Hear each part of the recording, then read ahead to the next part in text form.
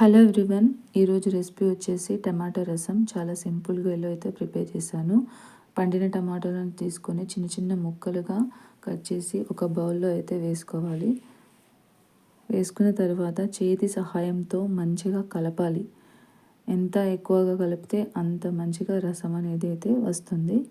So ఇక్కడ నేను ఒక 5 minutes వరకు ఈ విధంగా కలిపాను. సో కలిపిన తర్వాత ఈ విధంగా కొద్దిగా రసం అనేది వచ్చింది. పక్కకి జీరా అండ్ మిరియాలు, కరివేపాకు వీటన్నిటిని ఒక చిన్న రోట్లో అయితే సింపుల్గా దంచుకోవాలి. కచ్చపచ్చ దంచుకొని పక్కన పెట్టేసుకోవాలి. స్టవ్ ఆన్ చేసుకొని ఒక కడాయి పెట్టుకొని టమాటా ముక్కల రసం అయితే వేసుకోవాలి. వేసుకున్న తర్వాత ఇందులోనే కొద్దిగా వాటర్ అయితే యాడ్ చేసుకోవాలి.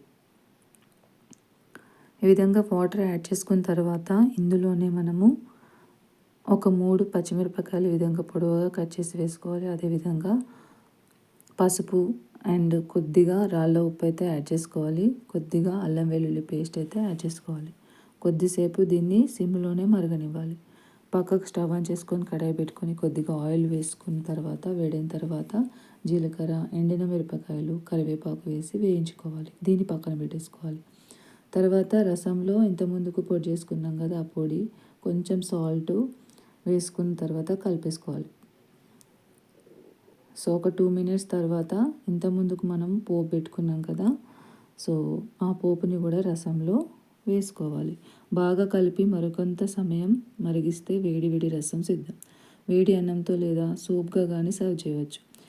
ఈ రసం చేసేటప్పుడు ఉత్తమ రుచి కోసం సహనం మరియు శ్రమ అవసరం. అలాగే జీవితంలో కూడా సహనం మరియు శ్రమనే ఉత్తమ ఫలితాలకి దారితీస్తాయి. Thank you for watching. Have a good day.